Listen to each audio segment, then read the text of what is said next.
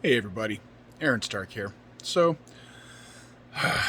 I'm up at night and I watch the news so you don't have to. I'm watching Tucker Carlson because I think it's really important that we pay attention to the side that we don't listen to. The people we don't like, I think it's really important we listen to them so that we know what they're saying to themselves.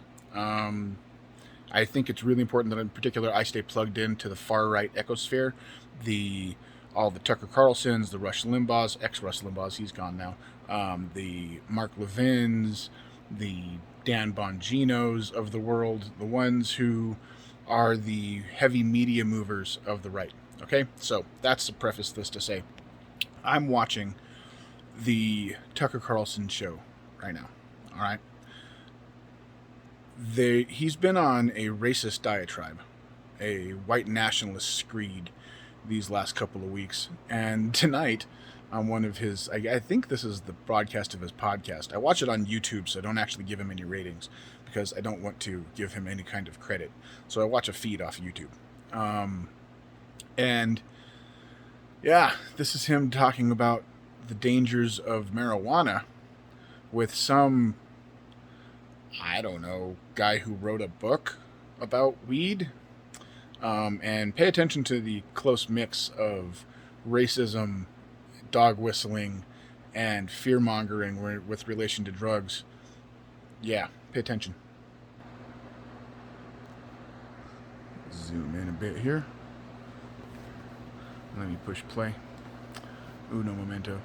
Bit of a moral cudgel here. He's saying that this is, as he put it, an equity issue, meaning a racial justice issue, I think. And the implication is, of course, if you oppose it, then you're on the wrong side of a racial justice issue, which, of course, you don't want to be. How would you assess that?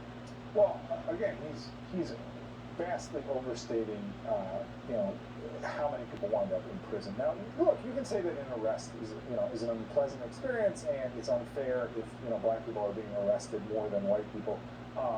The truth is, use is pretty similar among blacks and whites. That's true. There is evidence that black people tend to use more heavily. If you look at cannabis use disorder, which is using so much that it's problematic, that rate tends to be higher for blacks than whites, which is something that almost nobody ever talks about. I'm not saying that explains the whole distinction. Cannabis use disorder is higher among blacks than whites, he says. I don't know. Oh, and here he talks about black communities. People don't really want, kids, or older people don't really want kids necessarily smoking pot on the street. So sometimes they'll call the police too. People who live in those communities because they view it as a sign of disorder. Now, again, I'm not saying that fully explains the distinction, but there is some of that. So, you couldn't hear that. I apologize. It's nighttime and I have to keep the volume kind of down because everybody in my house is asleep. But what Dingleberry there was saying is that I guess Ralph Northam, the governor of Virginia, put out a statement that they're going to be legalizing recreational marijuana, which is great. I live in Colorado. We're the home of recreational marijuana. I personally am a proponent of recreational marijuana. I enjoy it. I keep it away from the kids. I keep it safe, but I enjoy it myself. I'll have it this evening. I'm up by myself, alone. Everybody's in bed, completely alone. All right, time to smoke some weed. Also, what he's saying there is that black people, according to Captain Asshat here, have more cannabis. What was that? Cannabis consumption disorder, meaning you smoke a lot of weed. Oh, later on, I'm not going to go on to it anymore because I don't really want to give Tucker Carlson any more airtime. Later on, they start talking about how black people are more, when you smoke weed, you're more violent, and if you're a heavy smoker, you're way more prone to be violent, which is just the opposite of anything I've ever seen.